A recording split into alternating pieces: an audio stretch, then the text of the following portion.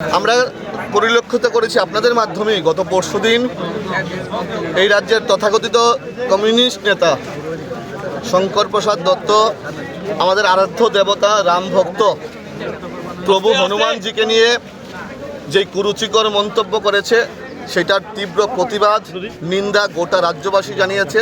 তার পাশাপাশি আজকে আমরা প্রদেশ যুব মোর্চা আগরতলার রাজপথে এটার তীব্র প্রতিবাদ ধিক্কার জানানোর জন্য আমরা রাজপথে নেমেছি। আমাদের একটাই স্লোগান, অবিলম্বে এই শঙ্কর প্রসাদ দত্তকে গ্রেপ্তার করতে হবে। আমরা বিগত দিনেও দেখেছি ওনারা এই কমিউনিস্ট নেতৃত্বরা ধর্মীয় ভাবাবেগে আঘাত করার জন্য ওনারা বিভিন্নভাবে সচেষ্ট। ওনারা বলেছে ধর্ম নাকি আফিমের মতন নেশা। আমরা দেখেছি ওনারা পশ্চিমবঙ্গের রাজপথে ওপেন গোমাংস ভক্ষণ করেছে, আরও বিভিন্নভাবে আমাদের ধর্মীয় ভাবাবেগে আঘাত দেওয়ার চেষ্টা করছে। আমরা সেটার তীব্র প্রতিবাদ নিন্দা জানাই।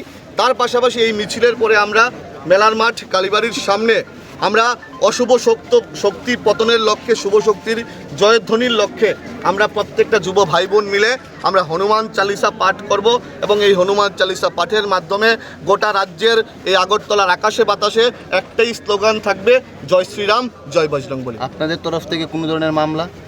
আমরা সেটা দলীয় তরফ থেকে সিদ্ধান্ত করছি এবং আপনারা সেই বিষয়েও আমাদের পার্টি আপনাদেরকে অবগত করবে।